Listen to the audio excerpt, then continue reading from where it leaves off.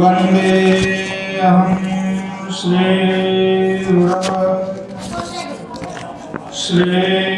श्रीयुतपदकमलं श्रीगुरून् वैष्णवांश्च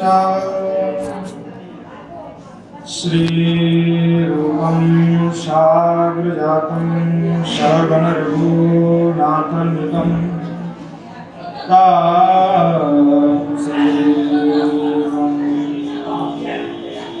साद्वैतं सावधूतं परिजनसहितं श्रीकृष्णचैतन्यदेवं श्रीराधाकृष्णपादं सहगणललिता श्रीविशाखान्वितश्च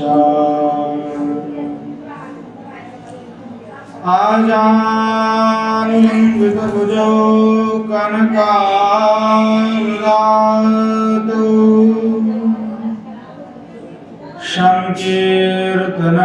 संकीर्तनैकपितरौ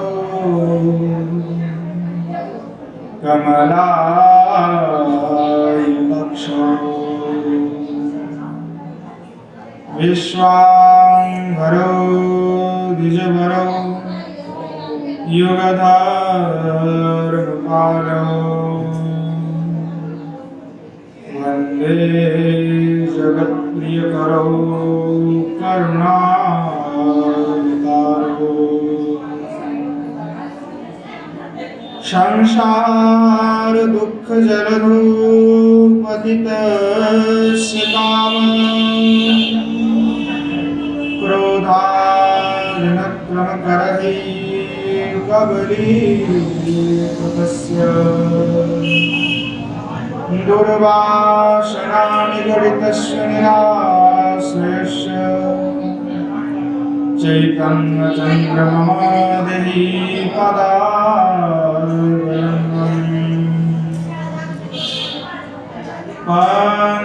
पञ्चतत्त्वात्मकं कृष्णं भक्तरूपस्वरूपकं भक्तावतारं भक्ताख्यं नमामि भक्तशक्तिकम् वरापीडं नटवरवपु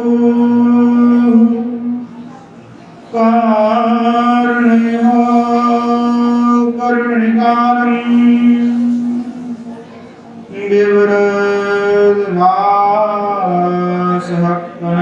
विवृतभासकनककोकुशं वैजयन्ते च मालाम्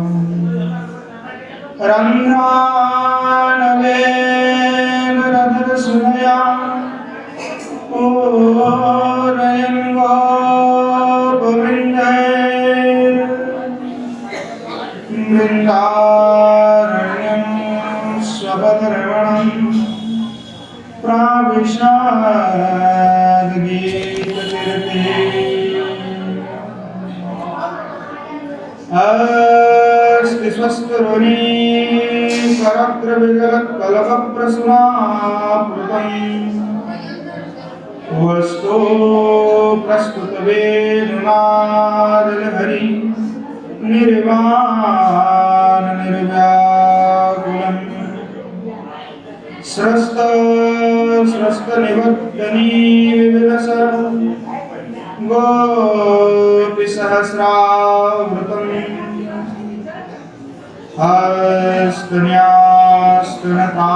हस्तन्यास्तनतापवर्गमखिल द्वारं कुशलाकृतिः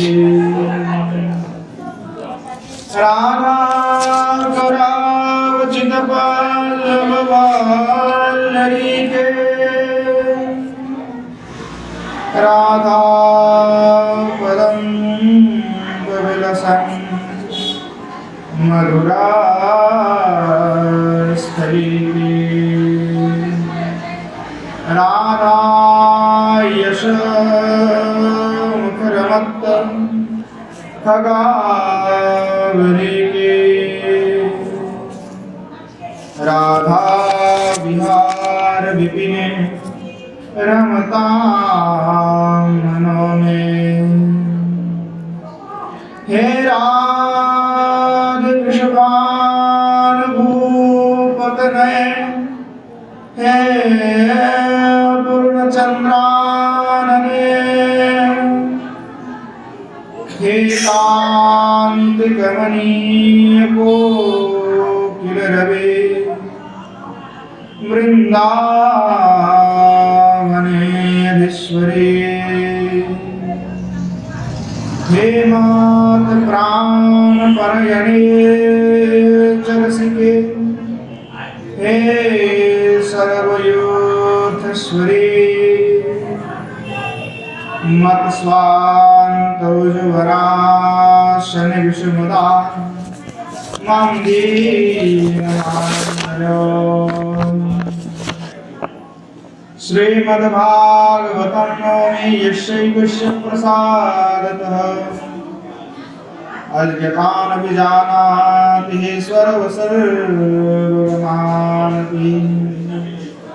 कृष्णारूढात्माकन्दं सोममीश सदाशिवं, हरिनामरसं मत्तं नौमि गोपीश्वरं हरम्।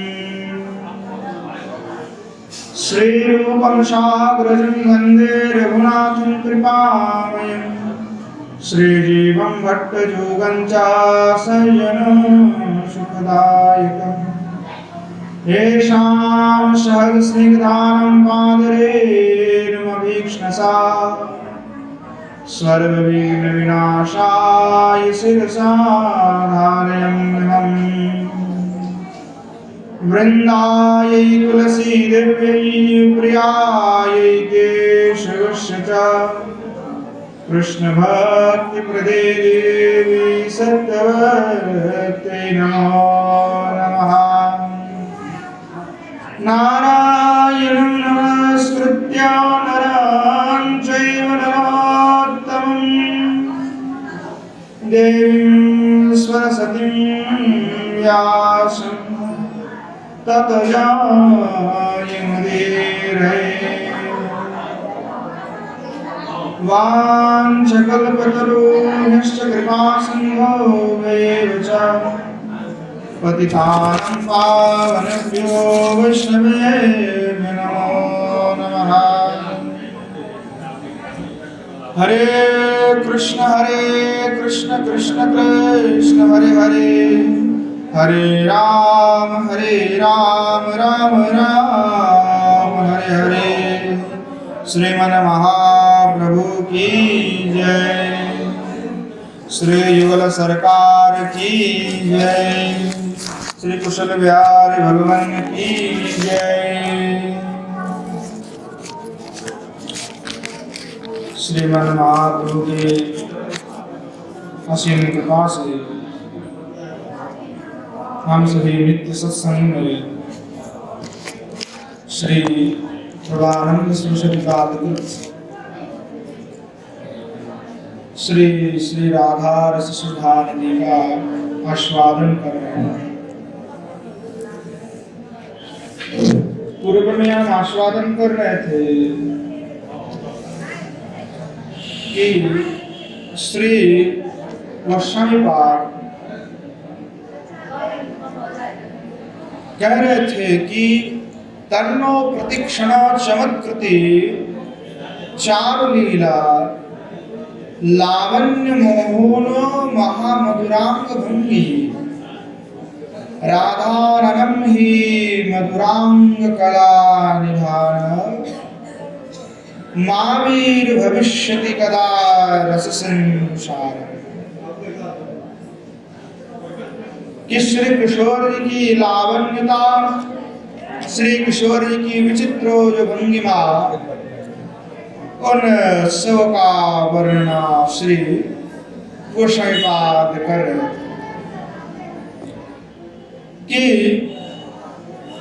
किशोर जी का प्रेम का एक कणिका का ऐसा प्रभाव है,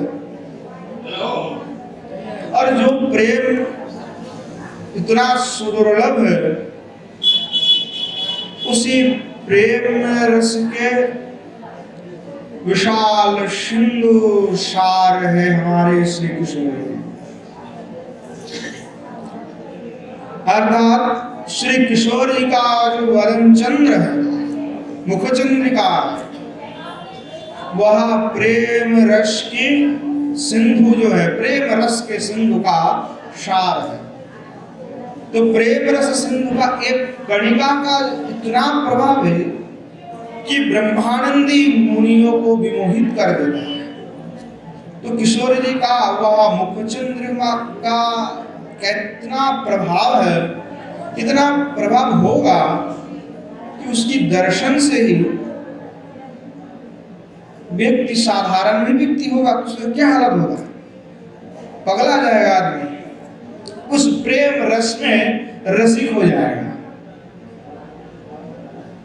तो कहा कि ऐसे किशोर जी का रस सिंधु सार स्वरूप वदन चंद्र को देख करके श्री भगवान कृष्ण भी विमोहित हो जाते हैं और विमोहित होकर के श्री किशोर जी से विलास करने के लिए उत्कंठित हो गए।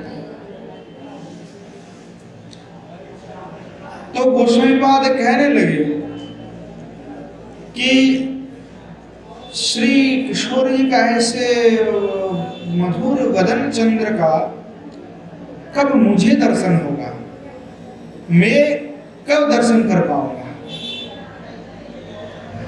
दर्शन ठाकुर जी तो नित्य कर रहे हैं, पर मुझे कब सौभाग्य होगा कि मैं किशोर जी का श्री वदन चंद्रमा को दर्शन कर पाऊं।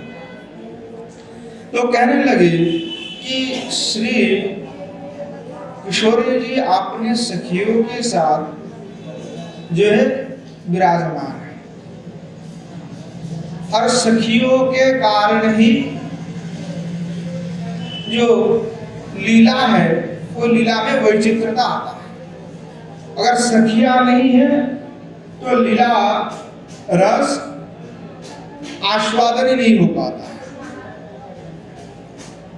सखिया है तो लीला का विस्तार करेगी और सखी नहीं है तो, किंकरी नहीं है तो लीला विस्तार नहीं हो पाएगा। तो किशोरी जी पूर्व में आस्वादन के कि श्री ठाकुर जी और किशोर जी का मिलन हुआ।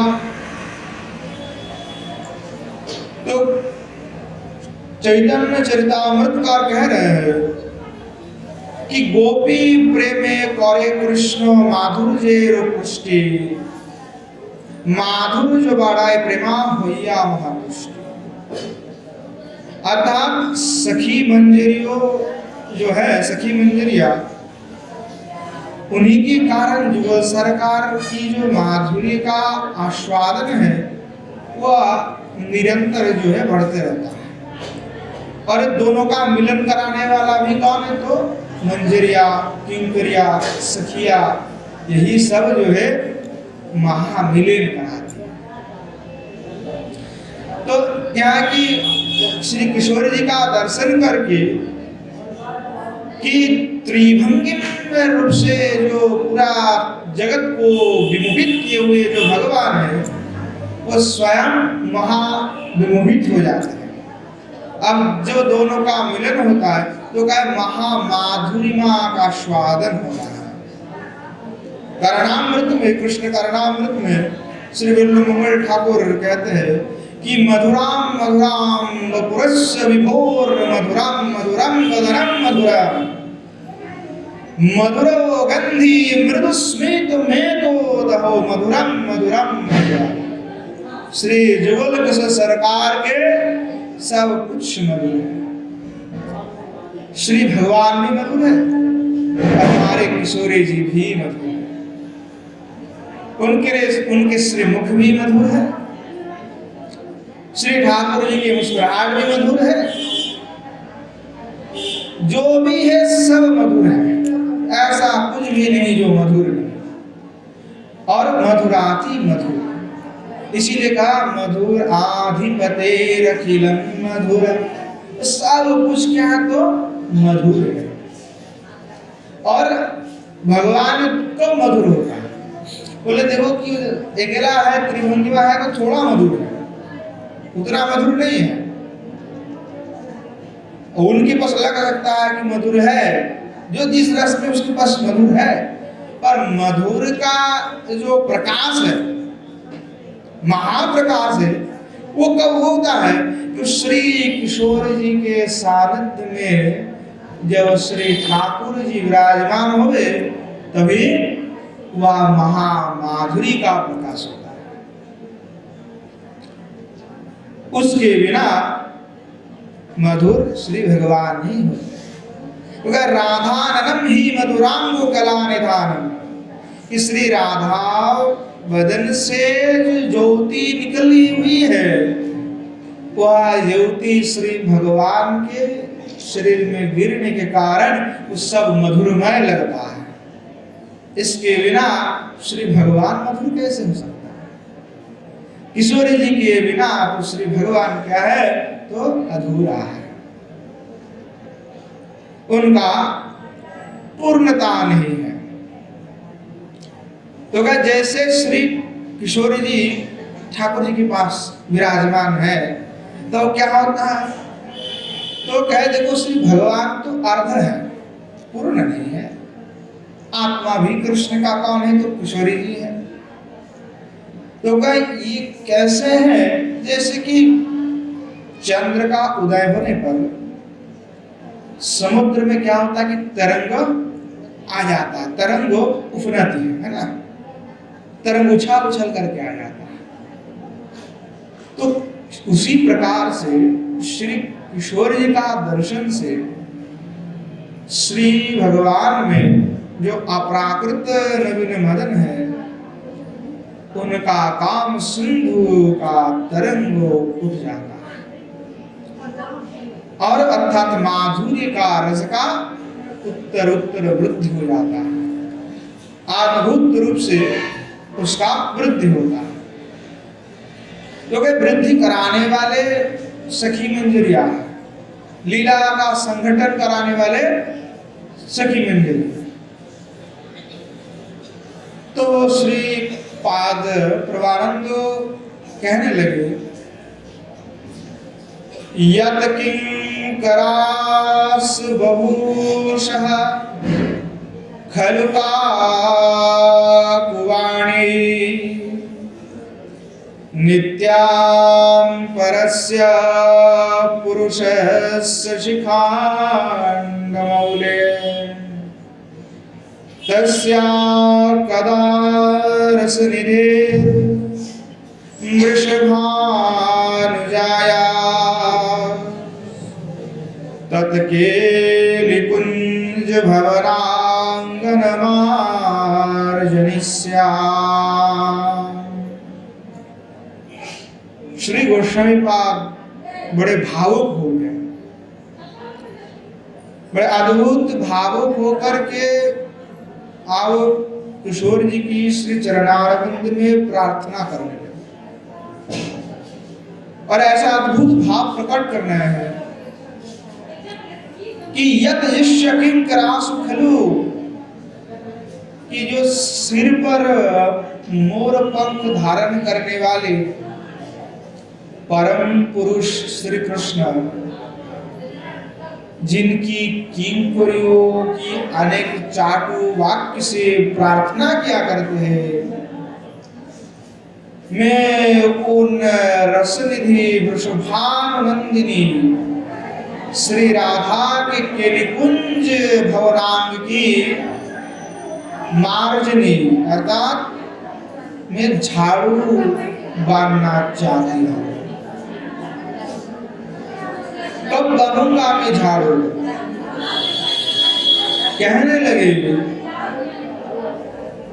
श्री गोस्वामी पाद कि मेरा कब ऐसा सौभाग्य होगा कि श्री किशोर जी जिस निकुंज में है उस निकुंज का मैं मार्जनी बनना चाहती हूँ। मार्जनी यानी झाड़ू। तो पहले गोस्वामी पाद अपने स्वरूप के आवेश में वासंती रास पूर्णिमा की स्फूर्तियों को प्राप्त की। पिछले दिन हमने वासंती रास पूर्णिमा के आस्वादन किए थे। तो श्री भगवान कृष्ण ने रास नासिका अन्यान्य गोपियों को त्याग करते हुए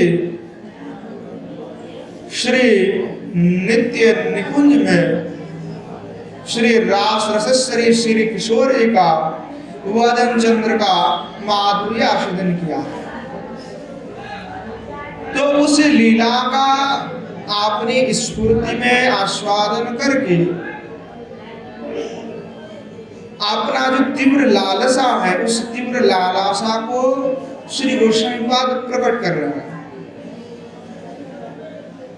कैसे कि मुझे श्री किशोर जी की अनुकंपा से, कृपा से मुझे लीला का स्फूर्ति हुआ। मैं वासंती रास पूर्णिमा का जो लीला है उसका मुझे दर्शन प्राप्त हुआ। पर यहाँ पे कहने लगे जैसे श्री भगवान मूर्छित हुए थे, तो मूर्छित होने पर सखियों ने जाकर के किशोर जी को मनाए और श्री ठाकुर जी को भी प्रेरणा सखियों ने दिया। तो जब अपराजित नवीन मदन जो मूर्छित रूप में थे, तो किशोर जी के आने पर उनकी संस्पर्श से वह एकदम परिपुष्ट हो गए, पूर्ववत हो गए। तो कहने लगे कि सखियां जो है ये लीला का आस्वादन कराने वाली है। तो ये जुगल सरकार के जो लीला विहार है, उस लीला विहार करने की इच्छा और कराने वाली जो है वो सखियां। तो कहा प्रेम लीला विहाराणाम साम्यक विस्तार सखी।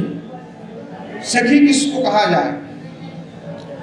तो कहा प्रेम लीला, श्री युगल सरकार के जो विलास है और विहाराणाम जो विहार है, उस विहार को सम्यक विस्तार का, सम्यक रूप से अर्थात अच्छे से विस्तार कर देने वाली जो है वह सखियां है। तो सखियां क्या है? तो प्रेम लीला और विहार की सम्यक विस्तार करती हैं। विस्तार का अर्थ है कि विवर्धन करना, बढ़ाना, कि लीला छोटी ना होकर के बृहत हो जाए। तो लीला का विस्तार जितना होगा उसमें आनंद उतना होगा, और लीला छोटा होगा तो आनंद कैसे होगा? तो क्षण भर में खत्म हो जाएगा। तो क्या लीला का बढ़ाने वाला सखियां, विवर्धित वर्धन करने वाला। अर्थात सखियां क्या करती है? नायिका का प्रेम नायक के निकट बताती है, और नायिका का जो प्रेम है वो नायक के निकट बताती है। तो इससे क्या होता है कि दोनों में मधुर भाव को पैदा कराती है। दोनों में मधुर भाव के प्रकाटन करने पर क्या होता है कि दोनों में ही प्रेम जो है बढ़ जाता है। अब प्रेम शक्ति जो है बढ़ाने का कार्य इस सखिया करते हैं। तो श्री युगल सरकार का मिलन संपादन करके जो नायिका है वो बाम्य भाव की परिपुष्टि भी करा देते हैं। जैसे किशोर जी को कभी कहेंगे कि कृष्ण के प्रति आप मानी नहीं हो जाइए, कृष्ण के प्रति मान कर करिए। अब फिर कृष्ण को जाकर के कहेंगे आप उनको चरण पे गिर पड़िए। तो ऐसे अद्भुत करके क्या करते, रस का विस्तार कर देते हैं। तो सखिया ऐसे अनेकों प्रकार करके दोनों का मिलन कराते हैं। तो सखियों के बिना लीला की कभी पुष्टि नहीं होता। इसीलिए कविराज गोस्वामी पाद का सखी बिना यही लीलार पुष्टि नहीं है, सखी लीला विस्तारिया सखिया सदा। लीला का विस्तार सखी करती है आस्वादन करने के लिए। सखिया आस्वादन कर रही है, श्री युगल सरकार तो आस्वादन कर ही रहे हैं और सखिया भी आस्वादन कर रही है। तो सखी के बिना लीला का पुष्टि नहीं हो सकता, क्योंकि जो सारे बाधाएं हैं, विपत्तियां हैं, सब कुछ कैसे मैनेज करना है वो सखिया करती है। कैसे कहाँ पे दोनों का मिलन कराएंगे वो काम कराने वाले भी सखिया है। तो आनंद कौन ले रहा है? सखिया। रसास्वादन किनके हो रहा है? दोनों के मिलन से, सखिया का। तो लीला का पुष्टि कब होगा? जब सखिया मिलन करावेगा, उसके बिना लीला का पुष्टि नहीं हो सकता। तो श्रीमती जो सखियों के लिए चिंता करती है, तो श्री भगवान समझते हैं कि अब सखिया का प्रसन्न करना हमारे लिए जरूरी है, कि सखियों की प्रसन्नता करने पर किशोरी जी अपने आप मेरे ऊपर प्रसन्न हो जाएगा। किशोरी जी प्रसन्न तब होगा जब सखिया प्रसन्न है। तो क्या हुआ कि श्री भगवान, हम पूर्व लीला में आस्वादन कर रहे थे कि श्री किशोरी जी के साथ नित्य निकुंज में श्री भगवान आए। अब क्या हुआ कि सखी के बिना तो लीला का पुष्टि नहीं होता है। तो दोनों निवृत्त निकुंज में थे, तो किशोरी जी फिर थोड़ा अच्छा नहीं बोले कि हमें अच्छा नहीं लग रहा है, सखिया नहीं होगा तो लीला का आनंद ही नहीं है। तो श्री भगवान बोले कि ठीक है, आप वहीं पे रुकिए, कि मैं काम करता हूँ कि मैं सखियों को ढूंढने के लिए जाता। तो श्री भगवान क्या किए? श्री भगवान किशोरी जी को निवृत्त निकुंज में ही छोड़ करके इस जो सखिया है उनको ढूंढने के लिए चल पड़े। अब इधर से क्या होगा, सखियों को भी पता है कि हमारे बिना तो लीला का परिपुष्टता होता है नहीं। तो सखिया में ढूंढते ढूंढते किशोरी जी और श्री ठाकुर जी को वहां पे आकर के पहुंची। तो कृष्ण इधर से निकल गए और सखिया उधर से इधर आ गए। अब श्री भगवान तो चले गए। अब किशोरी जी कह देखो तुम लोग इधर से आ गई, ठाकुर जी तो उधर चले गए ढूंढने के लिए। तो काफी देर हो गया, श्री भगवान जो है आए नहीं। तो क्या हुआ कि जो आए नहीं, तो किशोरी जी की मन में ये हुआ कि लग रहा है कि कृष्ण जो है ये किसी इतने देर तो रास कर रहे थे, पहले सबके साथ विराजमान करके सबके साथ ही कृष्ण था। तो लग रहा है कि अब फिर कृष्ण जो दोबारा जो लंपट है वो हो सकता है कि किसी दूसरे के साथ चले गए जाकर के उनके साथ रास में कर रहे हैं। तो किशोरी जी इधर से मानी नहीं हो गई। मानी नहीं होकर के सखिया को बोल दिए कि देखो कृष्ण आएगा तो उसको घर में प्रवेश मत करने देना, निकुंज में कृष्ण को प्रवेश नहीं करने देना। वो आएगा तो बाहर ही खड़ा रखना, वो चाहे कैसे भी अनुनय करे, विनय करे, प्रार्थना करे, उसकी बात को ध्यान नहीं देना। अब किशोरी जो है ऐसे कह करके कुंज में जाकर के बैठ गई। अब इधर से श्री भगवान कृष्ण जो है सखियों को ढूंढ रहे थे तो मिला नहीं सकिया, तो पुनः दोबारा जो है वो लौट करके निकुंज में आ रहे थे। तो यहाँ है क्या है कि जो किशोरी जी का जो मान हुआ कैसा, तो ईर्षा हुआ कि शायद किसी दूसरे के साथ प्रणय से ही ईर्षा का उद्भव होता है। श्री रूप गोस्वामी पाद उज्जैन मुनि में कहा है, स्नेहम बिना भयम नास्यान ईर्षश्च न प्रणयम बिना तस्मान् मामो प्रकारयम दयो प्रेम प्रकाशक। इस स्नेह के बिना भय नहीं होता। किसी के प्रति स्नेह होगा तभी तो भय होगा कि भाई उसका कुछ हो ना जाए। स्नेह के बिना तो भय होता है नहीं, और प्रणय के बिना ईर्ष्या का उद्गम नहीं होता। अगर हम किसी से प्यार करते हैं और उसके साथ कोई दूसरा बैठे हुए तो देख करके बड़ी ईर्ष्या होता है, हमें छोड़ करके किसी दूसरे के साथ विराजमान, तो ईर्ष्या होता है। तो ईर्ष्या प्रणय से होता है। प्रणय का अर्थ है प्रेम। तो मान करके ये दोनों ही क्या है, ये मान जब होता है तो दोनों प्रेम का प्रकाश है, अत्यधिक प्रेम होने के कारण ऐसा होता है। तो प्रबल मान से परिपूर्ण श्री किशोर जी, वो तो आपने सखियों किंकरियों को बोल दी कि देखो तुम द्वार पर बन करके खड़ी रहो, कृष्ण आएगा तो किसी भी तरीका से कृष्ण को निकुंज में प्रवेश नहीं करने देना, चाहे वो गिड़गिड़ाए चाहे कुछ भी करे, किसी भी तरीका से उसको निकुंज में प्रवेश नहीं करने देना। अब ये कह करके श्री किशोर जी जो है निकुंज में बैठ गए। अब इधर से हमारे श्री ठाकुर जी डोलते डोलते पहुंचे निकुंज के द्वार पे। अब किंकरियों को बोलने लगे, अरे कपट तो खोल दो, हम तो अंदर जाए। तो किंकरिया बोलने लगी कि हे लंपटराज, तुम स्वामिनी को छोड़ करके कहाँ चले गए थे? हैं? इतने देर क्यों हो रहा है तुम्हारा? इतने देर तुम कहाँ थे बताओ पहले। और आप हमारे स्वामिनी जो है मानिनी हो चुकी है और बोल दी है कि तुम्हें किसी भी तरीका से निकुंज में प्रवेश ना करने दे, तुम यहीं पे खड़ा रहो, प्रवेश नहीं कर सकते, तुम नहीं प्रवेश कर सकते, जाने ही नहीं दे रहे। तो श्री भगवान अब क्या करे? श्री भगवान श्री किशोर जी की दार रक्षक के सामने में अपना सब कुछ समर्पण कर दिए। श्री भगवान प्रार्थना करने लगा, अरे ऐसे है थोड़ा जाने दो, क्या है? अरे हमारे आपने हैं, हमें ऐसे कैसे नहीं जाने दोगे? अरे हमें जाने तो दो।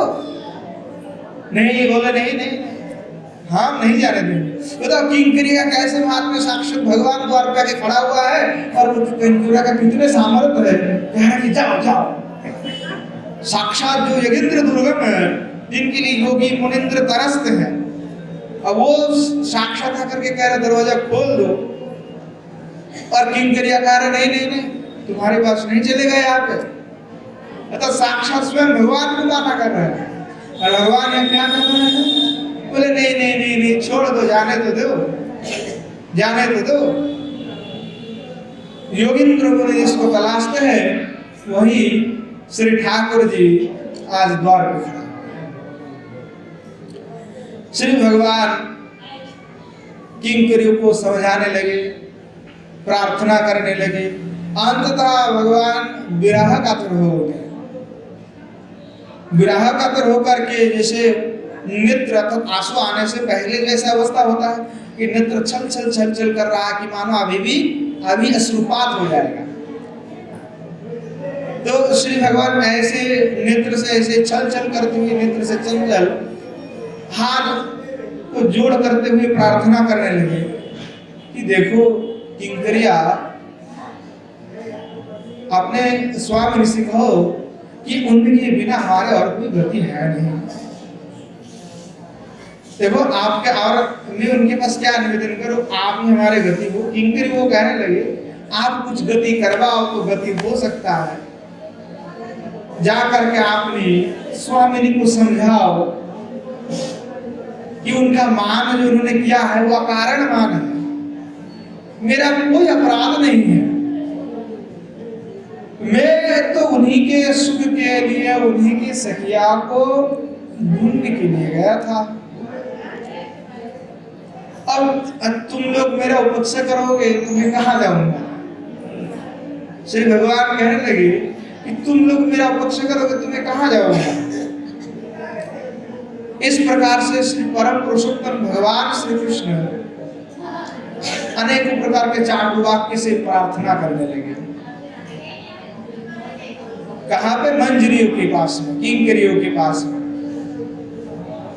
अर्थात कृष्ण स्वयं संभवत परम कुमार, जो स्वयं भगवान है, अखंड अद्वय ज्ञान तत्व है, वह राधा दासियों के पास आज हाथ जोड़ करके प्रार्थना कर रहे हैं। जिनकी एक झलक दर्शन करने के लिए बड़े बड़े मुनि ऋषि से करोड़ों साल से तपस्या कर रहे हैं कि एक बार दर्शन हो जाए, और वह द्वार पे खड़ा हुआ है और किंकर यार उनके सामने है, उनके सामने भगवान की भी नहीं चल रहा है।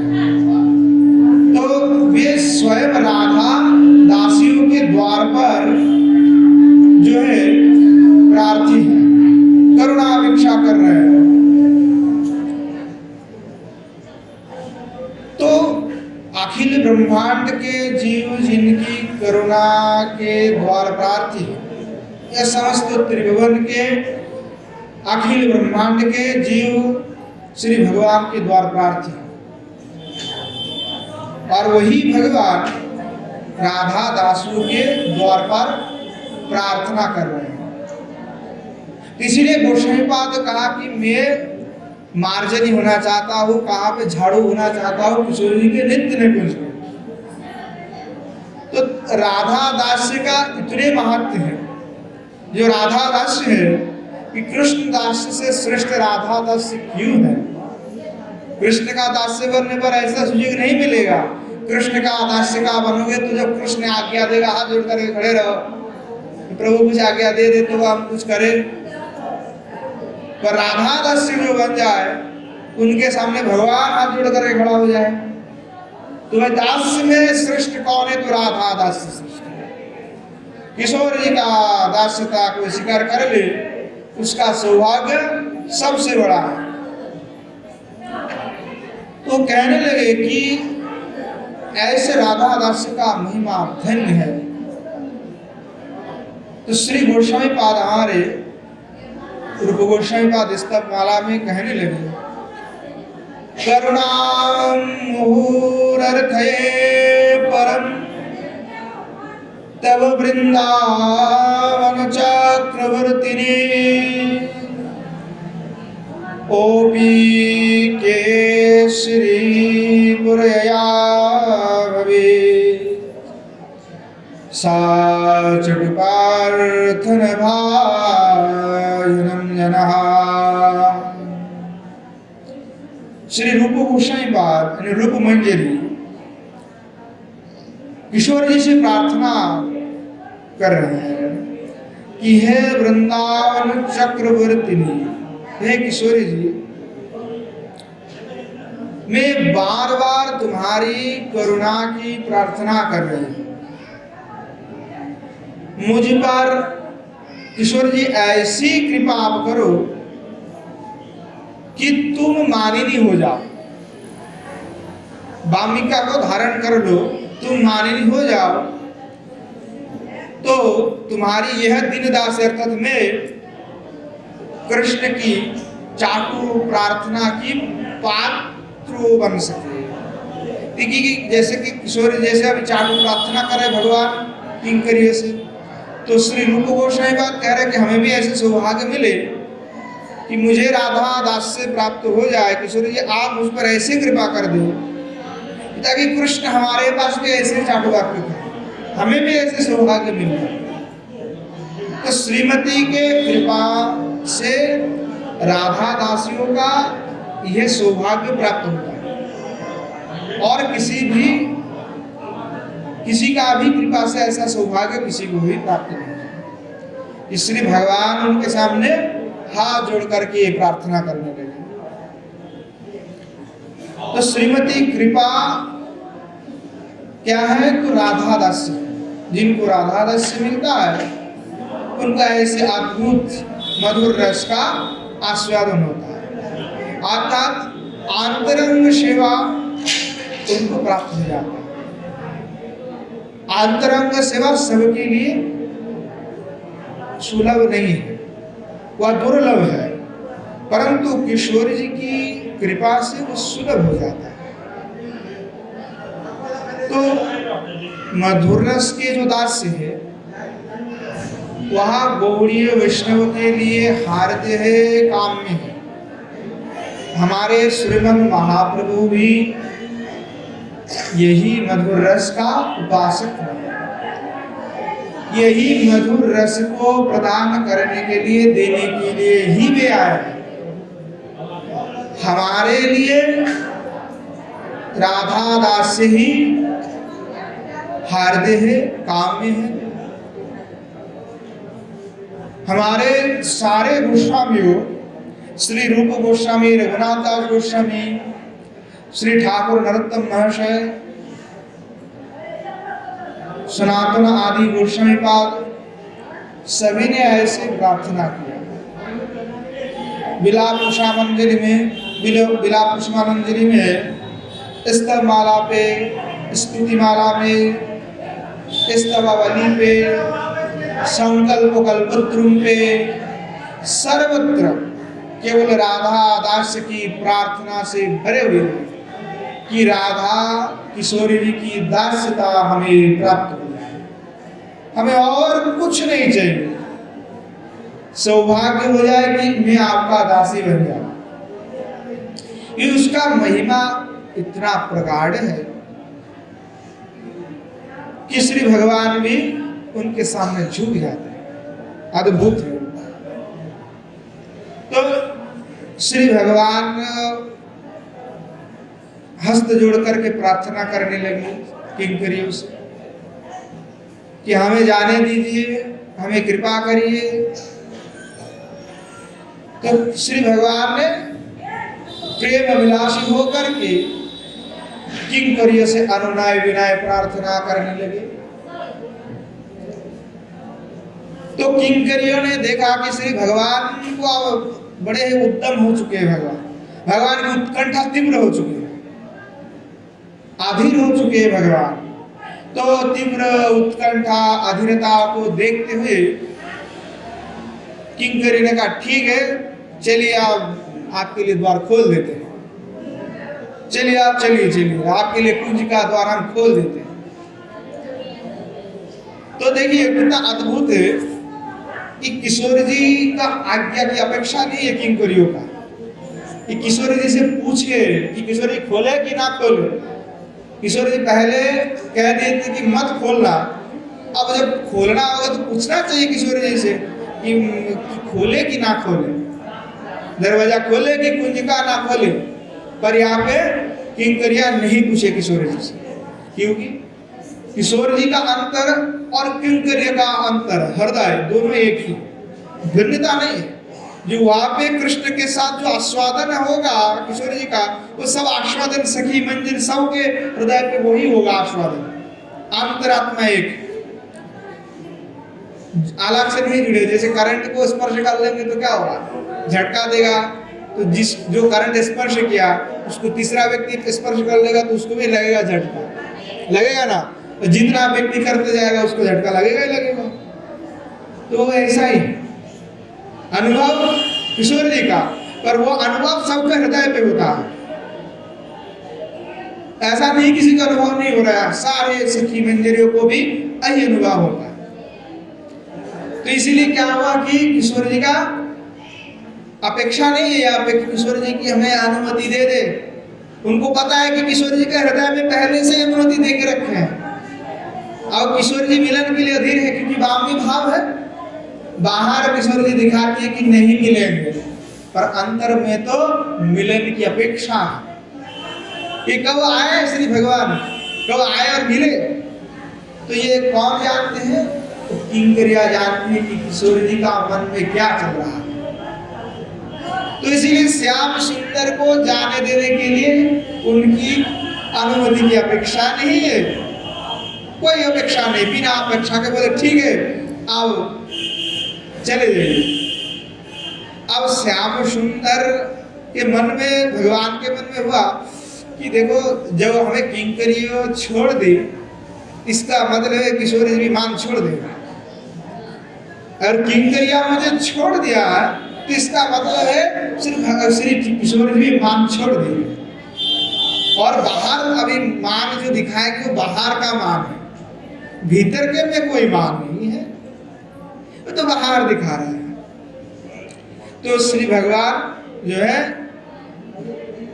किशोर जी के पास चले गए, और जाकर के जैसे श्री भगवान गए तो श्री भगवान को किशोर जी ने आलिंगन कर लिया।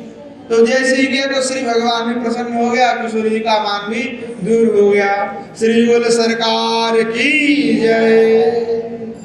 तो कहा ये जो हुआ तो आस्वादन किसने किया? मंदिरियों ने किया, किंकुरियों ने किया।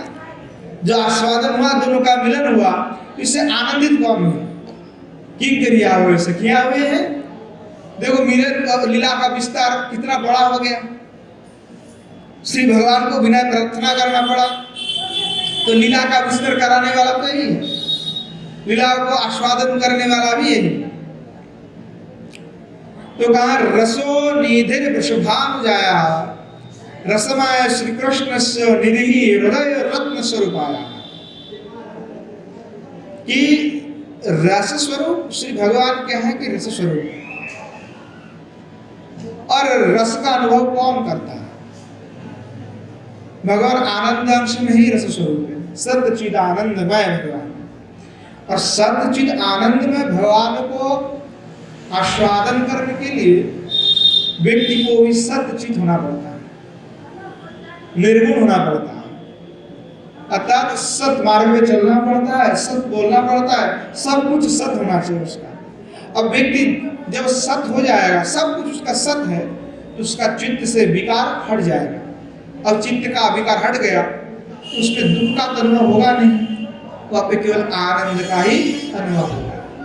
तो तब आनंद अंश में ही लादनीय अंश ही आनंद अंश है, तो आह्लादनीय आनंद अंश में ही तब रस का स्वादन होता है। तो कहा कि श्री भगवान रस स्वरूप है, तो रस स्वरूप श्री भगवान कृष्ण के हृदय का निधि स्वरूप कौन है? तो किशोर जी। आत्मा जिसको कहा आत्मा तो कृष्ण से राधिका। तो श्री कृष्ण विलास में ही राधा के सौंदर्य माधुर्य का चरमतम विकास।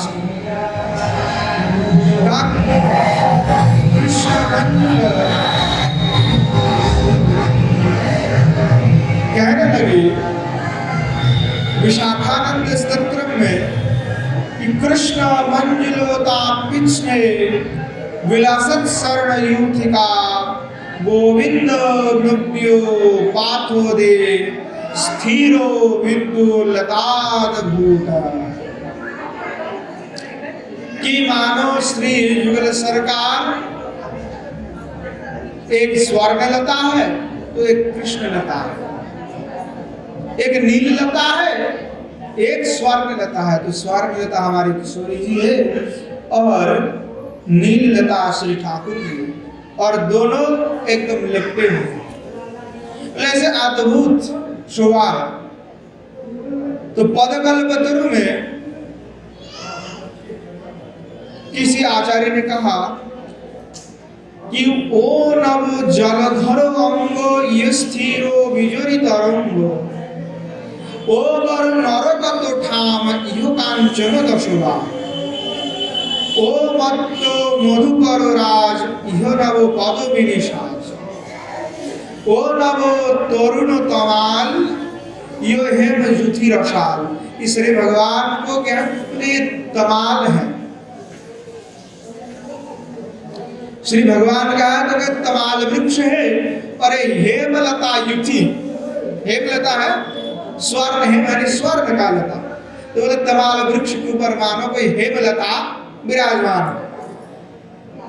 तो तमाल वृक्ष का सौंदर्य का, तमाल वृक्ष तो काला है, उसका सौंदर्य तो थोड़े दिखाई पड़ता है।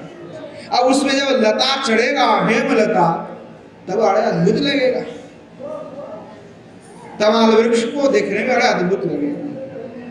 तो कहा ओ मुखो चाँद चकोर इहो दीठी लुभो तो चकोर। बोले यहाँ क्या अद्भुत दोनों का विलास है, वो देख करके हमें हृदय तो प्रसन्न से भर जा रहा है कि हमें लग रहा है कि कब उनका दर्शन करें, कब होगा हमारा दर्शन उनका। ऐसी प्रार्थना करने लगी। रस का निधि स्वरूप जुगल सरकार जैसे रस का विस्तार करने से अरे माधुर्य का रस हमें का आस्वादन। तो क्या है कि पूर्वानंद सरस्वती बात जो कहा कि मैं किशोर जी की निकुंज की झाड़ू बनना चाहती, अब क्या है कि उन्होंने सोचा कि भाई देखो किंकरियों का ऐसा महात्म्य है कि जिनके सामने स्वयं भगवान भी हाथ जोड़ करके खड़ा हो जाए। अरे जोगी मुनिंद्र सब बड़े बड़े तपस्वी जिनको ढूंढते फिरते कि भाई कोई एक पल के लिए हमारे दर्शन दे दो, करोड़ों जन्म से तपस्या में लगे हुए हैं, वो आज किंकरी के सामने हाथ जोड़ करके खड़ा हुआ है। तो किंकरियों का सौभाग्य कितना बड़ा है और कितना सुदुर्लभ पद है। तो परमानंद सरस्वती पाद मन में सोचा कि श्री किशोर जी की करुणा हो तभी ये सब संभव है, तो मैं उसके लायक नहीं हूं। ये साधक अपने आप को कभी लायक समझता नहीं है। जो स्वयं को किसी ने पूछा अष्टावक्र ऋषि से, ये शास्त्रार्थ हुआ एक बार, तो शास्त्रार्थ में उनसे पूछा, किसी ने कहा कि बताइए कि ब्रह्म को कौन जानता है। तो बोले जो कहता है मैं कि ब्रह्म को जानता हूं वो ब्रह्म को जानता ही नहीं।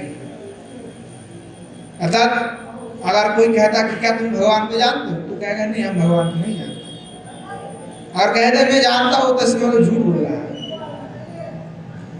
बाकी ब्रह्म को और कोई जान नहीं सकता, कि ब्रह्म जिसको अवगत हो जाता है वही जान सकता है, कोई अपने प्रयास से नहीं जान सकता।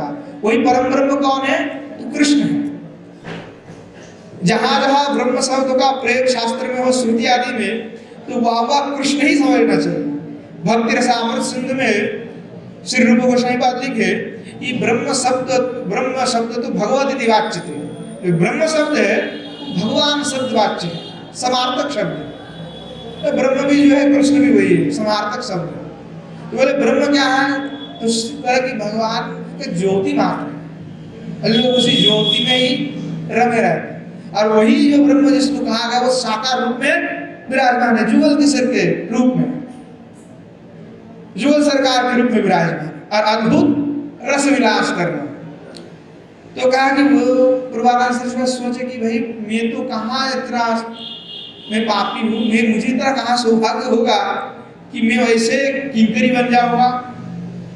इसलिए कहा कि मैं किंकरी ही ना से ही किशोर जी की कुंज में जहां झाड़ू लगेगा उस कुंज के झाड़ू में बनना चाहता, ताकि जहां पे हमारे जो किंकरिया घूमती रहती है उनकी श्री चरण की रज प्राप्ति मुझे हो जाए। मुझे और कुछ नहीं चाहिए, मैं तो झाड़ू ही बनना चाहूंगा। जैसे अद्भुत करके जो है प्रार्थना कर रहे हैं। कितना भाव है राधा दास का, और राधा दास का इतना महिमा है। उस महिमा को वर्णन करते हुए जो है गोस्वामी पाद ऐसे प्रार्थना कर, फिर गोस्वामी पाद कहने लगे कि ऐसे सौभाग्य को कैसे प्राप्त किया जाए, कैसे होगा हमें ऐसा सौभाग्य का प्राप्त। तो वो कहने लगते हैं वृंदा सर्व महता मपहाय दूरा वृंदाटविमनु सर्व प्रणयेन चेतः सत्तारणीकृत स्वभाव सुधार सौभम राधा विधानमिह दिव्य निधानमस्ते। श्री गोस्वामी पाद कहने लगे कि ऐसे सौभाग्य प्राप्त कैसे होगा। तो बोला देखो सबका प्राप्ति होगा, इसमें कोई संदेह नहीं, सभी प्राप्ति कर सकते हैं ऐसे सौभाग्य। बोले कैसे करे भाई? तो देखो अगर तुम्हें ऐसे सौभाग्य को प्राप्ति करना है तो कहा हे चेतः सर्वो महतां वृंदानि महाचिष्टतम समूहानि दूरा अपहायो प्रणयेनो वृंदाटविम अनुसर। कि अरे मन का अगर क्योंकि मन इधर उधर भटकता है, दूसरे का अरे मन इधर सुनो पहले बात को, क्योंकि मन हम इधर मन लगाए हुए मन के और चल रहा है। क्योंकि मन लोगों का बैठता नहीं है। जैसे कि भागवत कथा होगा तो मन किसी दूसरी जगह में घूम रहा है, तो भागवत कथा का सुनने का कोई फायदा नहीं। अगर मन कहीं दूसरी जगह में लगे हुए तो भागवत कथा सुन के कुछ होगा नहीं। इधर से सुना हमने, इधर से निकाल दिया, कुछ हुआ नहीं। इसीलिए आजकल उद्धार होना बड़ा मुश्किल है। जैसे गोकर्ण ने कथा सुना है तो विष्णुदूत आ रहे, अब उस कथाकार भी तो ऐसा होना चाहिए और श्रोता भी ऐसा होना चाहिए, तब आएंगे, नहीं तो बड़े मुश्किल है। तो अरे मन भटको मत, सुनो। मन को बोल रहा है डांट करके कि चेत सर्व महताम वृंदाने, कि सभी महत चेष्टाओं को दूर करके प्रणय सहितम, प्रणय के साथ, कि वृंदावने सत्तारणीकृत स्वभाव सुधा रसोघम राधा विधानम दिव्य निधानम अस्ति, कि अरे मन सभी महत चेष्टाओं को दूर करके प्रणय के साथ वृंदावन चलो, जहां सत्तारणीकृत स्वभाव सुधारस की प्रवाह स्वरूपा श्री राधा नामक एक दिव्य निधि विराजमान। श्री प्रभानंद सरस्वती बात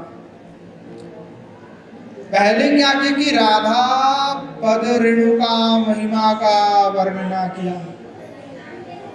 फिर कुंज में मार्जनी बनने की प्रार्थना किया।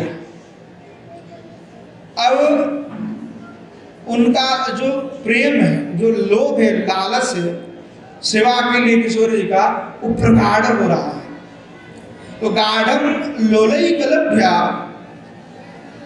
कि लालच जो राजमार्ग का भजन है उसमें क्या मुख्य है? लोभ ही मुख्य है।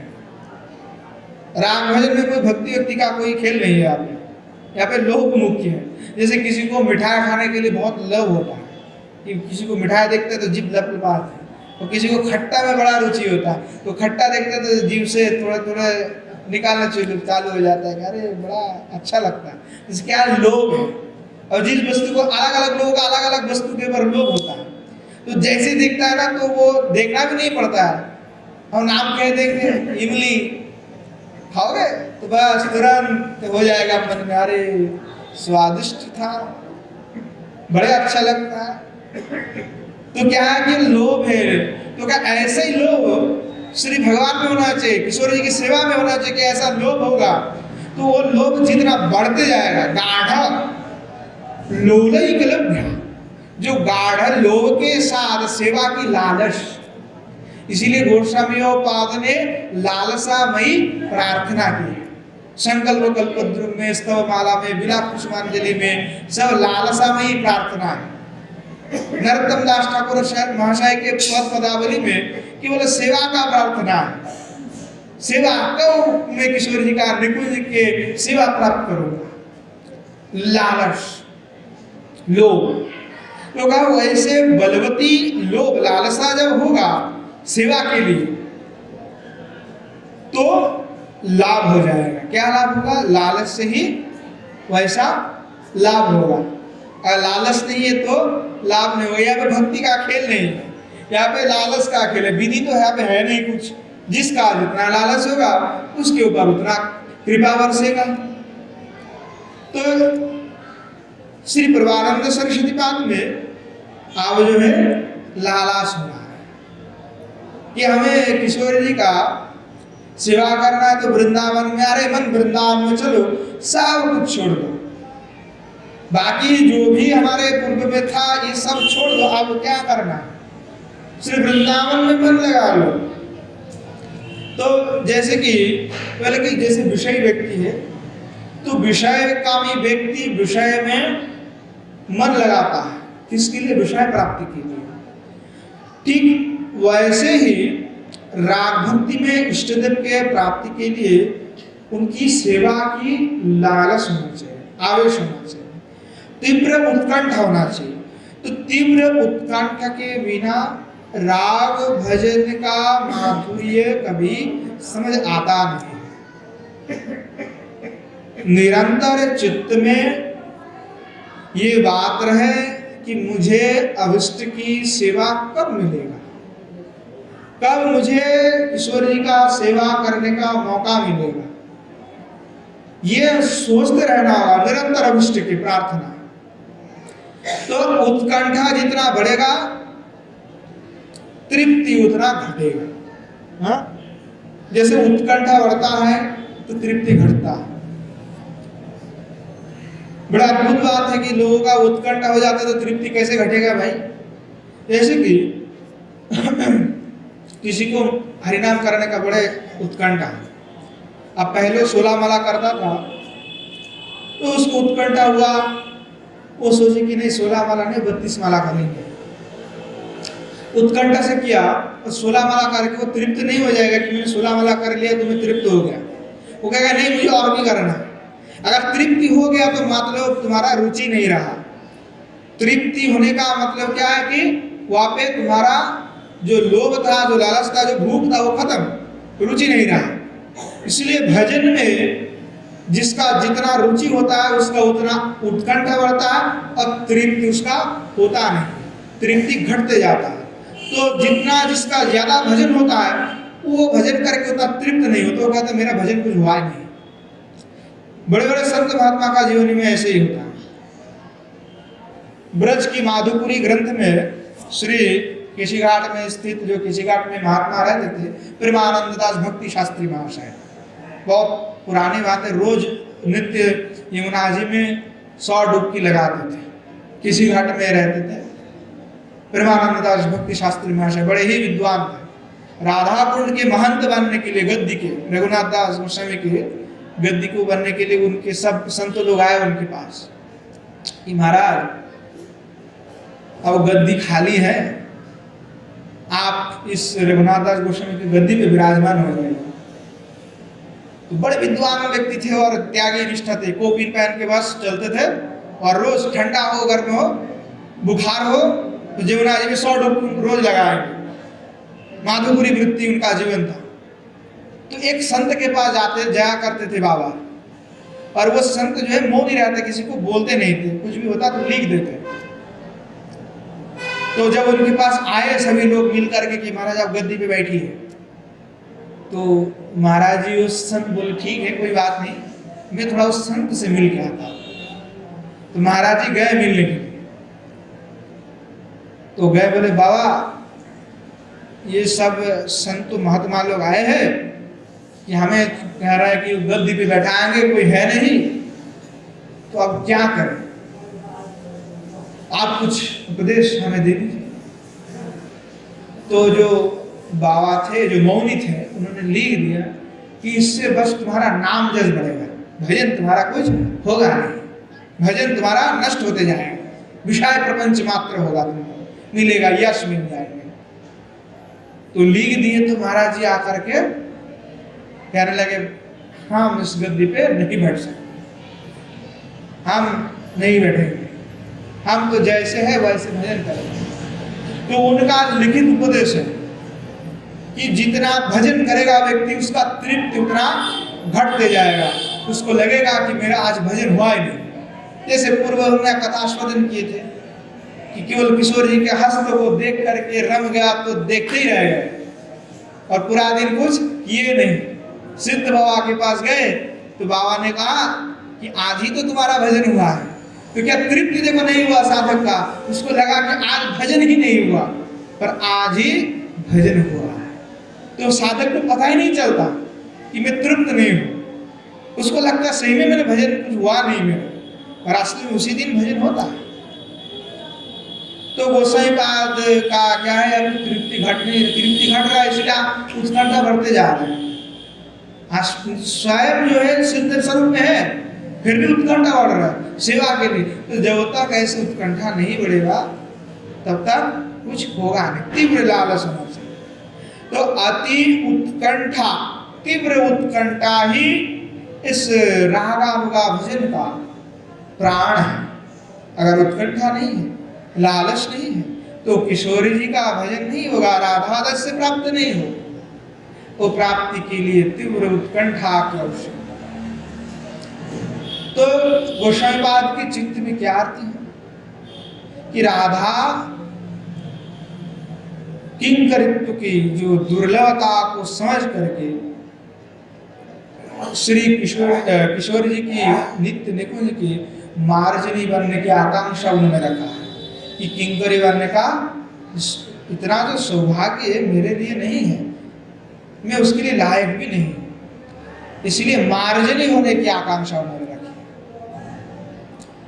तो फिर उन्होंने सोचा कि मैं किस साधन के बल पर मार्जनी बनूंगा। भाई मार्जनी भी बनना है नित्य निकुंज की, तो ऐसे ही थोड़ी मिल जाएगा, इसके लिए भी तो साधन करना होगा, ऐसा कुछ करना होगा जिससे मिल तो जाए।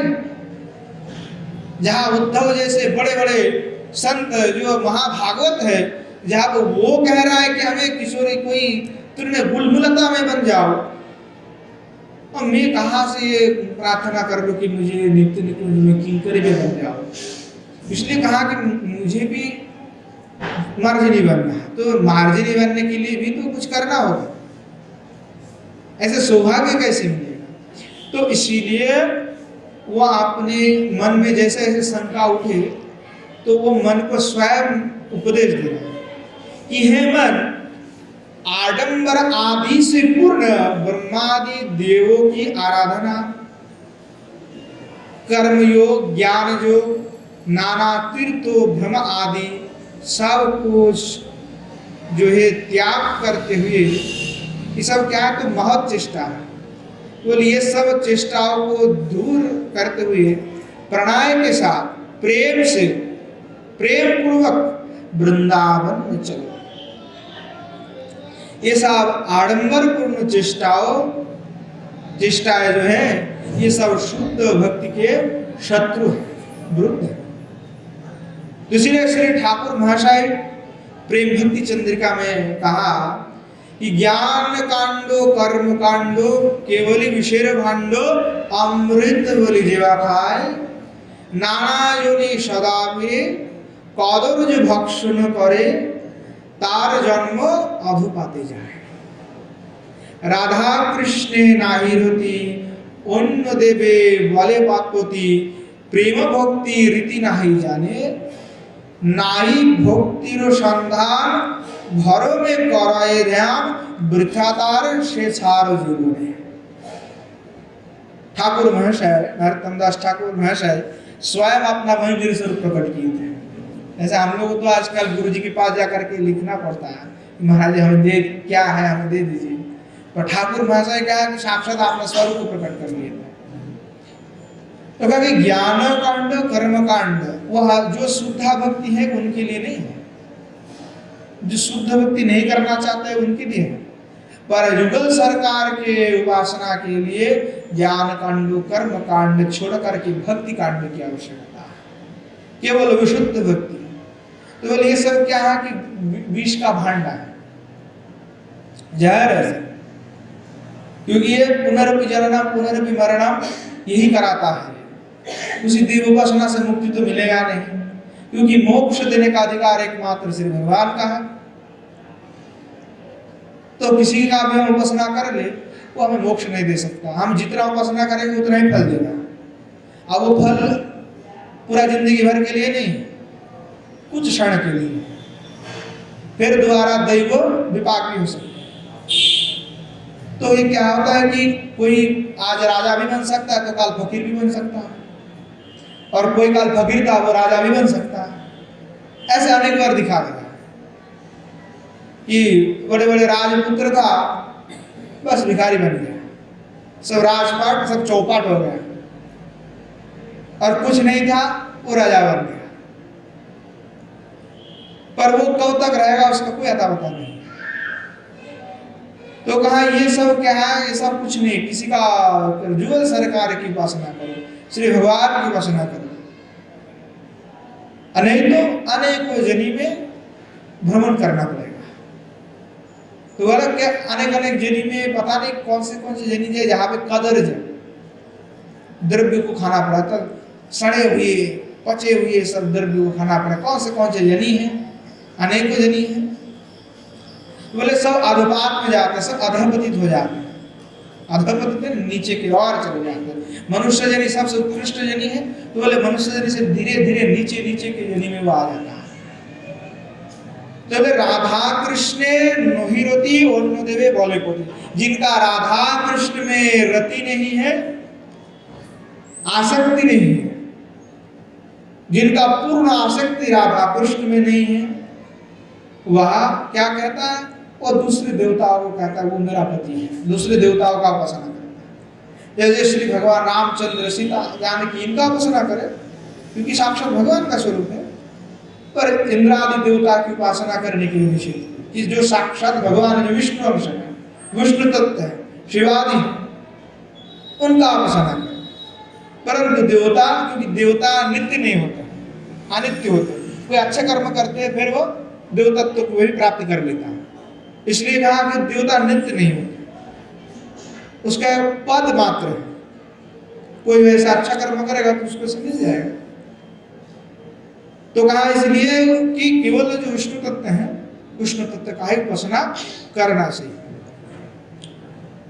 केवल जिनका भक्ति में कोई संधान नहीं है, तो भ्रमित होकर के दूसरे का ध्यान लगाते, भगवान विष्णु को छोड़ करके, विष्णु तत्व को छोड़ करके ये दूसरे में ध्यान लगाते, तो बोले उनका जीवन वृथा हो जाता है। इतना कुछ करने के बाद क्या मिलेगा? फिर दोबारा मनुष्य जन्म आना पड़ेगा, प्रभु का चरण प्राप्ति तो होगा नहीं। इससे वृथा जन्म, वृथा हो गया सब कर्म हमारा। तो इसीलिए गोसाई पर नरोत्तम दास ठाकुर महाशय कहा कि ये सब छोड़ करके केवल राधा कृष्ण में रति को विशुद्ध व्रत, युगल सरकार की उपासना करना, तो वृंदावन में चलो हे मन सब प्रत्यय करो। फिर आगे और कहते हैं कि योगी न्यासी कोरमी ज्ञानी अन्य देवो पूजक ध्यानी इहो लोको दूरे पोरी हुई। बोले धर्म कर्म दुख शोको जेवा थुके अन्न जोगो छाड़ी भजो गिरी बरोधारी। तीर्थ यात्रा परिश्रम केवल मनेर भ्रम सर्वसिद्धि गोविंद चरण। बोले कि योगी न्यासी कोर्मी और ज्ञानी और अन्य के पूजा करने वाले जो ध्यानी लोग हैं, इन सब से दूर हो जा, परिहर हो जा। तो यह ज्ञानी की बात जो कहा है वो शुष्क ज्ञानी की बात कहा है। भक्त जो ज्ञानी, भक्त में भी तो ज्ञानी होता है, विशुद्ध भक्त। तो भगवत तत्व जानने वाले वो ज्ञानी, उसका संग करना है। पर जो शुष्क ज्ञानी, जैसे मीमांसादि शास्त्र में जो केवल देवोपासना की बात की गई है, तो रूप गोस्वामी पाद आदि ने कहा कि ये भक्ति के अधिकारी नहीं है, वो केवल वही करेंगे। तो कहे ऐसे लोगों से वो जानते हैं, वेदादि शास्त्र वो जानते हैं, पर भी ज्ञाता होने पर भी उनका संग ना करें, क्योंकि वो केवल देवता उपासना में लगे हुए। तो कहने लगी ऐसे योगी न्यासी कर्मी ज्ञानी अन्य की देवताओं को पूजा करने वाली विष्णु तत्व को छोड़ करके बोले दूरे परिहरी, केवल क्या है कि गिरिवरधारी, जो गिरिराज को धारण करने वाले श्री ठाकुर जी हैं, उनका भजना करो। ये कहने लगे किनके लिए? जो जुगल सरकार की भजना करना चाहते हैं उनके लिए कह रहे हैं। इनकी श्री भगवान राम में निष्ठा है, श्री भगवान राम सीता का उपासना कर सकते हैं। जिनका लक्ष्मी नारायण में रति है, वो लक्ष्मी नारायण की उपासना कर सकते हैं। पर यहाँ गिरिवरधारी की बात चल रही है, इसलिए जो महिमा गिरिवरधारी के ही बताया जा रहा है। और यहाँ केवल वृंदावन की महिमा है, इसलिए वृंदावन के बारे में ही बात कर रहे हैं। तो कह रहे हैं कि देखो ये सब छोड़ करके धर्म कर्म दुख शोक को जेवा था के अन्न जो, बोले क्या कौन सा लौकिक धर्म आदि को त्याग देना, कर्म को त्याग देना, दुख और शोक को दोनों को ही छोड़ना है। शोक भी नहीं होना चाहिए, दुख भी नहीं होना चाहिए, क्योंकि दुखेषु दिक्नमना सुखेषु विगत स्प्रिया वितराग भय क्रोधो स्थिर तुम निरुच्यते। श्रीमद् भगवद गीता में कहा गया है दुखेषु दिक्नमना, ये दुख में भी उद्विग्न नहीं होता, सुखेषु विगत स्प्रिया, सुख में भी आनंदित नहीं होता, वितराग भय क्रोध, इसमें अंदर राग नहीं है, भय नहीं, क्रोध नहीं, स्थिर धुन निरुच्यते, वही स्थिर जो है वो संत है, मुनि उसी को कहा जाता है। तो दुख से, शोक से, सुख से वर्जित, सुख में भी जैसे उल्लास नहीं करेगा, तो ऐसे हो करके जो है सब छोड़ दो, दे करके गिरिवरधारी भजन करो तो गिरिवरधारी की। बोले तीर्थ यात्रा परिश्रम है, वह दुनिया भर के तीर्थ यात्रा का तो बोले परिश्रम है। बोले केवल मन का भ्रम है इसलिए इधर उधर भटक रहा है, किसी एक जगह में क्यों नहीं बैठ जाते। तो बोले कि सर्व सिद्धि गोविंद चरण, बोले जब श्री गोविंद ने किसी चरणारविंद में आपने आप को कोई समर्पित कर दिया, उसको और कहीं जाने की आवश्यकता है ही नहीं। तो जिनका श्री राधा की, श्री किशोर जी की चरणारविंद में निष्ठा हो चुकी है, उनको और कहीं जाने की आवश्यकता नहीं। तो कहा अरे मन, श्री किशोर जी की जो धाम है, श्री वृंदावन है, वो छोड़ करके किसी दूसरी जगह में भ्रमण करना का कोई आवश्यकता नहीं है। क्या जरूरत है दूसरी जगह में जाने की? जाओगे तो क्या होगा? उसके बारे में भी गौड़ीय में बड़े अच्छे बात कहे गए। रणबाड़ी सिद्ध बाबा की घटना तो सब जानते ही हैं, वो भी हम आस्वादन करेंगे थोड़ी देर में। कि श्री गोस्वामी पाद, पूर्वानंद सरस्वती पाद में, तो उनसे किसी ने पूछा, प्रश्न किया कि श्रीपाद आप तो कह रहे हैं कि वृंदावन में निवास करना चाहिए, तो कहने लगे श्रीपाद तो फिर आप अपनी अभिष्ट सिद्धि के लिए कौन सा साधन पकड़ेंगे? आपने तो धाम पकड़ तो लिए हैं, पर कौन सा साधन क्या है? प्रश्न किया उनसे। तो उसका उत्तर दे रहा है आपने मन से कि वृंदाटवेनुसरो प्रणयेन चित्त, कि हे मन तुम प्रेम से वृंदावन चलो। सुनो, वृंदावन के केंद्र में अर्थात पंचक्रोश में जो मुख्य वृंदावन, बोले यहाँ पे श्री भगवान यमुनापुरी में वंशी गान करो, उसका श्रवण करो, उनका वंशी का पुकार श्रवण करा रे मन, प्रेम से वृंदावन में चलो, तन्मय हो जाओ, अविष्ट के साथ मिलन के लिए तन्मय हो जाओ, प्रेम में विह्वल हो जाओ, जैसे मत हो करके चलो और कुछ नहीं देखना। जैसे ब्रज प्रेमियों वृंदावन में उन्मत्त होकर के आए हैं, बिल्लमंगल, जयदेव, विद्यापति, चंडीदास, श्री रूप सनातन, भट्ट रघुनाथ, सभी गोस्वामीपाद वृंदावन में आए। तो बोले कि ऐसे कितने साधु साधिकाएं हैं कि उन्मादना से वृंदावन में श्रीमन महाप्रभु भी इस रस की उन्मादना में खो गए। श्रीमन महाप्रभु तो निरंतर इसी रस में डूबे रहते थे, कभी तो कुंभाकार हो जाते, कभी सात्विक दशा में गिर पड़ते, कभी मूर्छित हो जाते, इस रस में डूबे हुए थे। तो कहा कि ऐसे दिन रात श्रीमान महाप्रभु विलाप करते हैं कि कहाँ वृंदावन, कहाँ भूपेंद्र नंदन, कहाँ शैवंशी वंशीवल, कहाँ से त्रिभंग ठाम, कहाँ से वेणुगान, कहाँ प्रभु मदन मोहन। तो ऐसे विलाप करते। तो प्रणय के साथ जाने के लिए बोले कि प्रणय के साथ जाना। तो प्रणय शब्द का अर्थ है प्रेम। प्रेम की सहायता के बिना जो प्रेम के राज्य है वृंदावन, उसमें प्रवेश नहीं हो सकता, क्योंकि वृंदावन है प्रेम का राज्य। तो जिसके हृदय में प्रेम नहीं है वह वृंदावन में प्रवेश नहीं कर सकता। जिसके हृदय में प्रेम होगा वह वृंदावन में रहकर किशोर जी का सानिध्य प्राप्त करेगा। अगर प्रेम नहीं है तो कुछ होगा नहीं। तो बोले कि देखो भौतिक सुख आदि से वर्जित होकर के श्री वृंदावन में निवास करना है, प्रेम से ईश्वर जी की शरणागति लेकर। श्री नरोत्तम दास ठाकुर महाशय कहते हैं कि सुखमय वृंदावनो कबे हवे दर्शन सेदुली माखिब कबे गाय। प्रेमे गद गद हइया राधा कृष्ण नाम लइया कादिया वेड़ा बहु घुराए। श्री ठाकुर महाशय कह रहे हैं कि सुखमय वृंदावन धाम, उस वृंदावन धाम का दर्शन मुझे कब होगा, कब वृंदावन के श्री रज को मैं अपने शरीर पे लगाऊंगा, कब लौटपाट होऊंगा ब्रज की रज में। प्रेम में गद गद हुआ, प्रेम में गदगद हो करके राधा कृष्ण नाम लिया, राधा कृष्ण के नाम लेकर के मैं रो रो करके इस वृंदावन में घूमते फिरूंगा।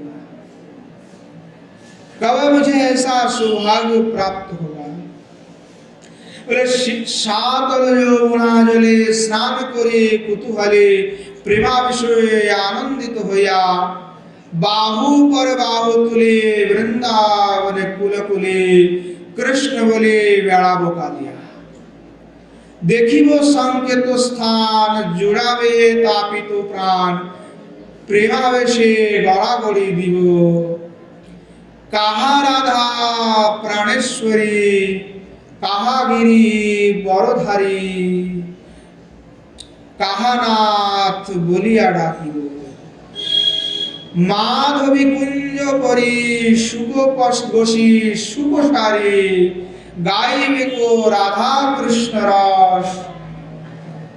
तरु तले बसिताहा सुनी जुड़ाइबे हिया कबे सुखे गोआब दिवस। तो कहने लगे कि शीतल यमुना जल में कुतूहल स्नान करते हुए, जिस जल में श्री युगल सरकार केली विलास करते, उस जल में मैं कुतूहल होकर के प्रेमाविष्ट होकर के आनंदित होकर के ऐसे दो बाहु को रख करके ऊंचा करते हुए मैं एकदम आनंदित हो जाऊंगा। यमुना में नहा करके उठ करके आपने दोनों हस्त को ऐसे उठा करके जो है वृंदावन के गली गली में कृष्ण कृष्ण कह करके मैं रो रो करके घूमते फिरूंगा। कब होगा सौभाग्य मेरा, हे किशोरी कब होगा सौभाग्य। ऐसे ही प्रार्थना करने लगे कि देखी वो संकेत, कब मुझे संकेत स्थान में देखूंगा। संकेत बिहारी तो संकेत जो नंद गांव वर्षना के बीच में वो कब होगा, उसका दर्शन कब होगा। और कहने लगे जुड़ावे तापित प्राण। और वो देख करके मेरा हृदय जब प्राण जो है एकदम संतापित हो जाएगा। बोले लगे प्रेमावेश गौड़ा बड़ी दीवो।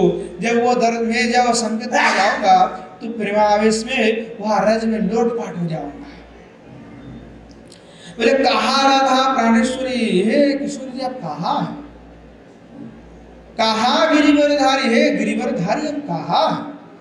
कहा नाथ बोलिया डाकी हुए, हे नाथ हे किशोरी जी अब कहा है, अब कहा है। ऐसे में पुकारते रहूंगा। माधवी कुंज परी सुखे बसी सुख सारे गाय में क्यों राधा कृष्ण रास। जो माधवी कुंज है, नित्य निकुंज की बात कह रहे हैं। ये नित्य निकुंज माधवी कुंज में सुख में जो सुख सारे विराजमान है और दोनों कृष्ण कथा स्वादन करते।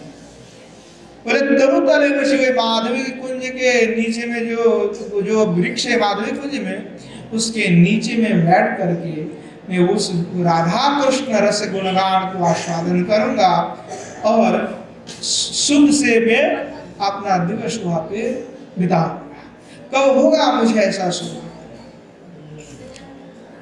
तो गोसाईपाद अपना भावनाओं को कह रहे हैं कि कब होगा मुझे ऐसा सौभाग्य। तो बोले कि देखिए कि गोसाईपाद ये सोच करके बड़े व्यथित हो रहे हैं कि मैं जब सन्यासी था जब मैं निराकार ब्रह्म की उपासना किया करता था, जब मैं सन्यासी था, तो उस समय मैंने बड़े बड़े पंडित, दंडी, मायावादी इत्यादि सबके सत्संग किया और मैंने संग करके अपना दुर्गति कर लिया था। मेरा सुगति नहीं हुआ था, इसमें मेरा दुर्गति हो गया था। तो वो उस बात पर कुछ सोच रहे हैं उस समय बाद कि मेरा क्या दुर्गति था, श्रीमन महाप्रभु की कृपा में कितना सुगति हो गया मेरा, मैं कहाँ था और कहाँ आ गया।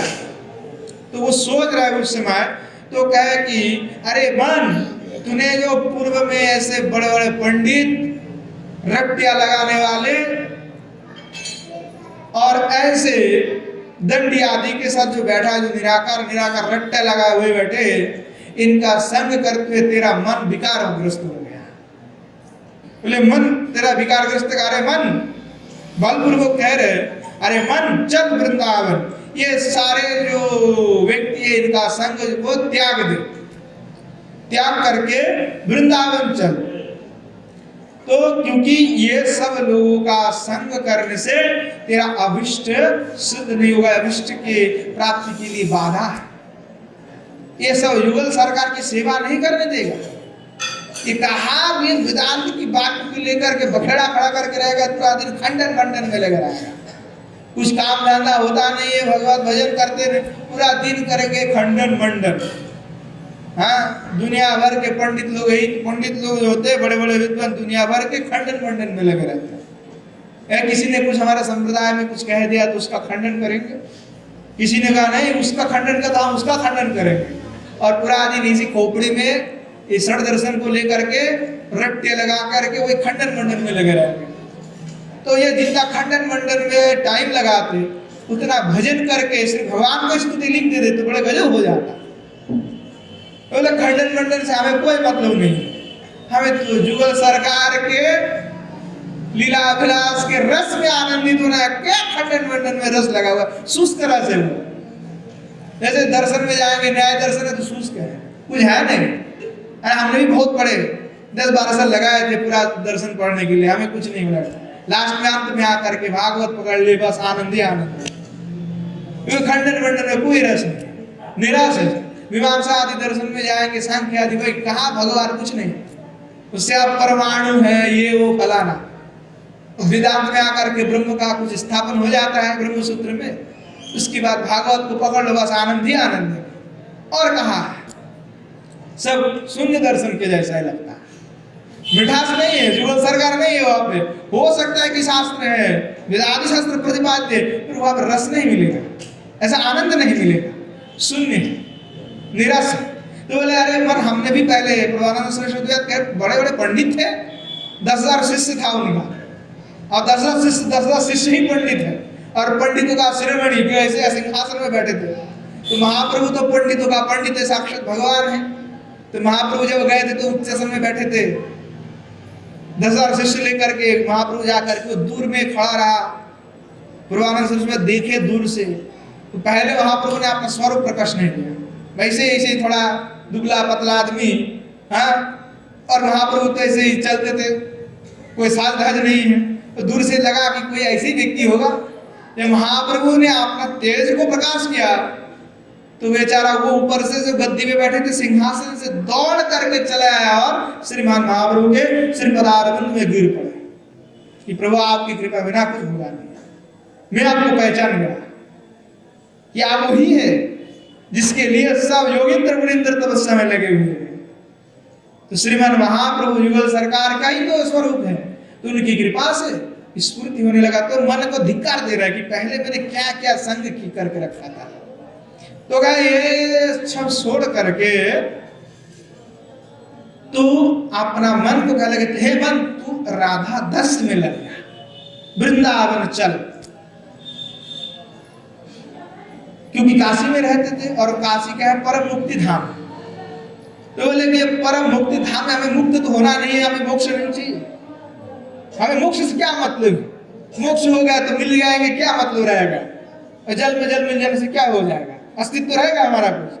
पर वो कुछ लोग बोलते नहीं नहीं हमें तो मोक्ष से फिर मिल बूना लौट के आते हैं। पर आचार्य वैष्णव आचार्य लोग नहीं मानते। वो कहते हैं अरे मोक्ष से क्या मिलेगा, हमें तो दास्य में रखना है, वात्सल्य में रखना है, उसमें आनंद में रहेंगे, वो मोक्ष में मिल जाएगा, क्या मतलब होगा। बोले रस तो वो तो मिलेगा, इधर रस है उधर कुछ नहीं, निठल्ला है एकदम।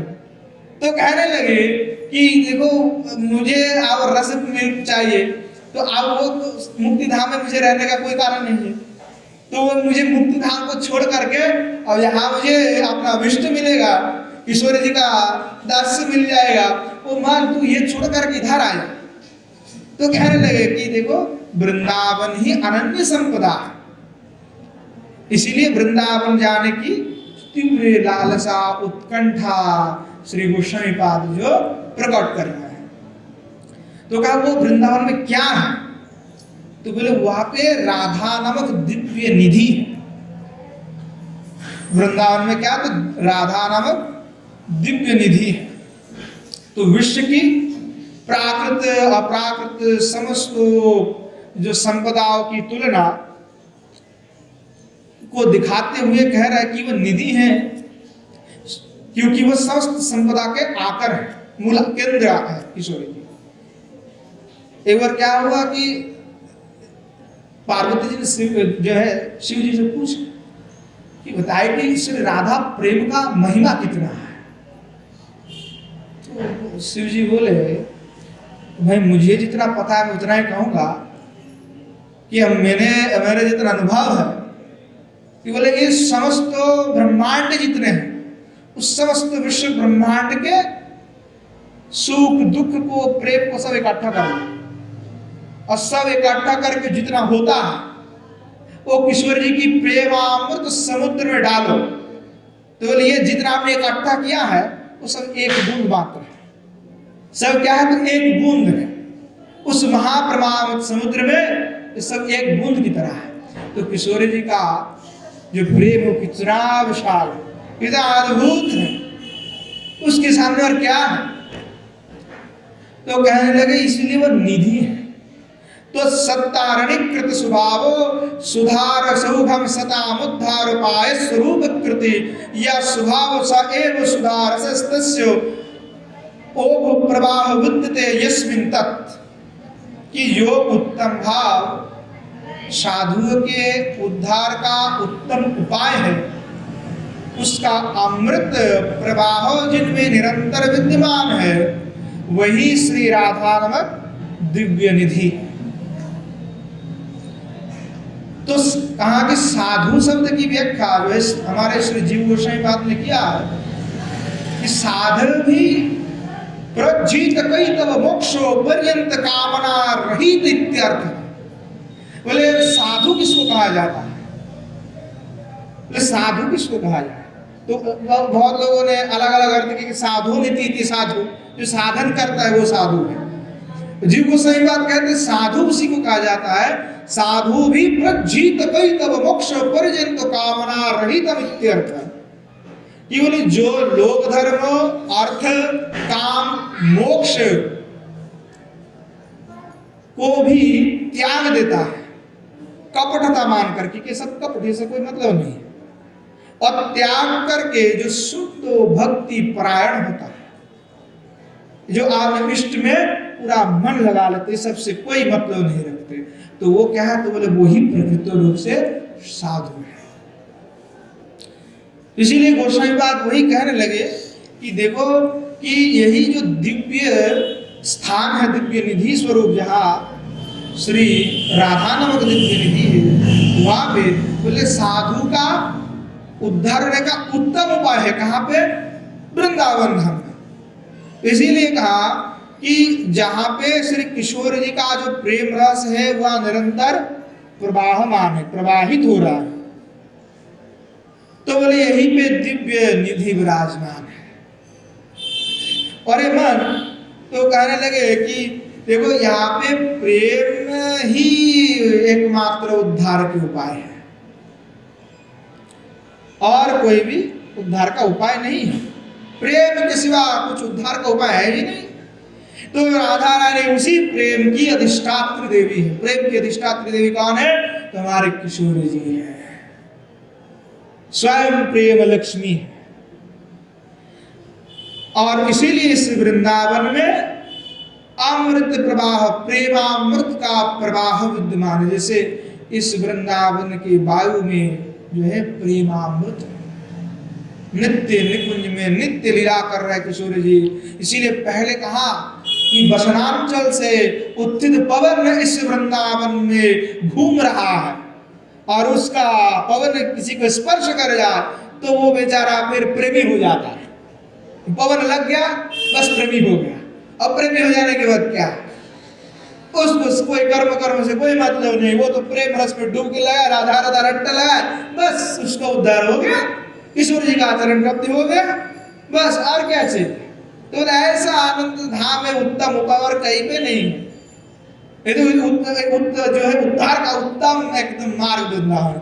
इसीलिए कहा कि अरे मन चल चल चल, ये सब छोड़ करके जो है इस वृंदावन में आ जाओ, जहाँ नित्य प्रेमामृत का पवन जो है घूम रहे हैं। वहां पे जाओगे तो सांझ भी लोगे तो प्रेम ही रस लोगे, छोड़ोगे तो प्रेम रस छोड़ोगे, कुछ कमने वाला नहीं।